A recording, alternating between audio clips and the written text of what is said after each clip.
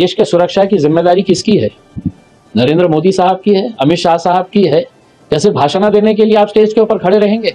भाई और बहनों, हम चुन चुन के मारेंगे करके कब मारेंगे भाई और बहनों?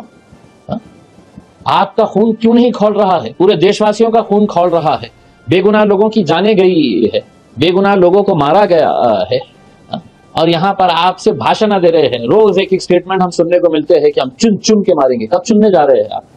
कब चुन के मारने वाले हैं आप? अगर हम उनको नहीं टारगेट करेंगे, उनको नहीं जवाब पूछेंगे तो कौन है? अगर आपसे जिम्मेदारी नहीं संभाली जाती है तो वहां पर उस कुर्सी के ऊपर असदुद्दीन अवैसी साहब को बिठा दीजिएगा, देखिएगा वो क्या हासिल करते हैं। दूसरी तरफ पाकिस्तान परमाणु हमले की धमकी दे रहा है। बहुत छोटा है, पाकिस्तान की धमकियों से बहुत ज्यादा डरने की जरूरत ही नहीं है। बहुत छोटा सा है पाकिस्तान जो है, हिंदुस्तान के मुकाबले में पाकिस्तान की तुलना नहीं की जा सकती है। तो गीदड़ भपकियां जो है वो पाकिस्तान जानता है कि हमारे ऊपर कोई असर नहीं होने वाला है इसके अंदर। अगर अपना मुल्क अगर देखेंगे तो हर लिहाज से हम बहुत ताकतवर है इसमें। तो जो कुछ करता नहीं है, जो काट नहीं सकता है, वो भोगता है। तो पाकिस्तान भोगने का काम कर रहा है। बहुत सालों से ये मांग थी, और अगर ये ईमानदारी से अगर जातीय जनगणना होती है पूरी ईमानदारी के साथ, तो यकीनन बहुत सारे चौंकाने वाले आंकड़े सामने आ सकते हैं। अब देखना यह है कि इन्होंने ऐलान तो कर दिया है कि हम जातीय जनगणना करने जा रहे हैं, कितनी ईमानदारी के साथ। हम समझते हैं कि इसके अंदर जितनी ट्रांसपेरेंसी रहेगी उस हिसाब से अगर वो काम किया जाए, वरना जातीय जनगणना होने के बाद भी कहीं ऐसा ना हो जाए कि उसके ऊपर एक सवालिया निशान आ जाए कि नहीं ये गलत आंकड़े दिखाए जा रहे हैं करके।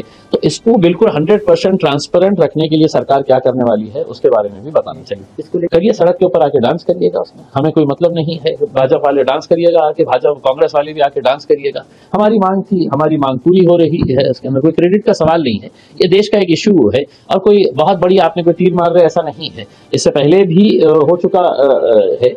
तो अब जो है बहुत डिले हो चुका है, अब हो रहा है, तो अब आप क्रेडिट ले लीजिएगा, लेकिन कराइए तो सही।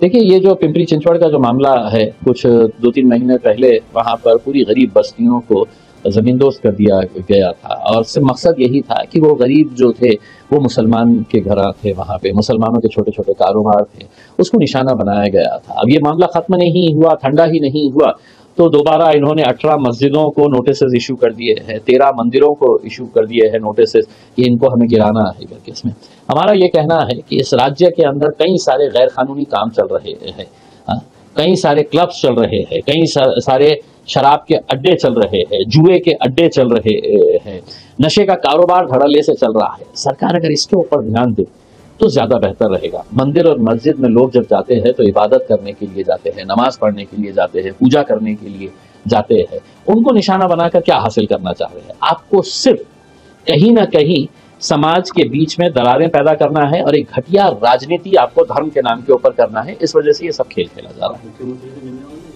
देखिए, मैं वहां के लोगों से ये अपील किया हूं कि आप लोग एक कमेटी तैयार करिएगा, और एक लड़ाई अदालत के अंदर आपको लड़नी पड़ेगी, दूसरी लड़ाई रास्ते के ऊपर आपको लड़नी पड़ेगी। दोनों में हम आपका साथ देने के लिए तैयार है, और उम्मीद करते हैं कि सरकार, प्रशासन, पुलिस जो है वो समझदारी का मुजाहरा करते हुए कहीं ना कहीं ये जो नोटिस इशू किए गए उसको वापस लें। सबसे पहले हमारी शिकायत ये है कि नेशनल क्राइम रिकॉर्ड ब्यूरो के अंदर पहले ये डेटा दिया जाता था कि कितने किसानों ने आत्महत्या की है। जब से ये मोदी हुकूमत आई है, उन्होंने ये डेटा को छुपाने के लिए किसी भी प्लेटफॉर्म के ऊपर ये डेटा बता नहीं रहे हैं, क्योंकि एक तरफ आपको दिखाना है कि हमारी हुकूमत के अंदर सब कितना अच्छा चल रहा है, सब कितने खुश है। तो ये जो आंकड़े हैं ये सरकार की नाकामियों को दिखाते हैं। अगर मैं आपको सिर्फ 2024 और 25 के अगर आंकड़े बताऊं तो औरंगाबाद जिले के अंदर, सिर्फ औरंगाबाद जिले के अंदर 952 सिर्फ औरंगाबाद जिले के अंदर किसानों ने आत्महत्या की है। अमरावती डिवीजन, ये विदर्भ में आता है जहां से मुख्यमंत्री साहब आते हैं, वहां पे 1070 किसानों ने 2024-25 के अंदर आत्महत्या की है। अकोला जिला के अंदर कितने हैं तो 138 है, बीड़ जिले में 205 है, अमरावती जिले में 200 है, वर्धा जिला में 112 है। तो अगर हमने ये पूरे आंकड़ों को अगर हमने जमा किए तो हजारों की संख्या के अंदर एक साल में किसान मर रहे हैं। क्यों मर रहे हैं, सरकार को ये पता करने की जरूरत है। 1 रुपए की स्कीम, इलेक्शन से पहले तो बड़े बड़े वादे किए गए, लेकिन इलेक्शन खत्म हो गया तो लाडली बहन भी खत्म हो गई, लाडली बहनों का लाड़ भी खत्म हो गया, और किसानों को बड़े बड़े जो वादे किए गए थे कि हम तुम्हारी इनकम दुगनी नहीं तिगनी करेंगे, हम तुम्हारे माल को मिनिमम प्राइस जो मिलना चाहिए वो प्राइस हम तय करेंगे, आपका जो इंश्योरेंस है क्रॉप फेलियर होने की वजह से जो इंश्योरेंस 1 रुपए के अंदर दिया जाता था तो वो खत्म कर दिया गया है। तो ये जो सब चीजें हैं ये सरकार की नाकामियों को दिखाते हैं, और मैं समझता हूं कि दुर्भाग्यवश किसानों की कोई आवाज नहीं है, ना तो विधानसभा के अंदर है ना लोकसभा के अंदर है।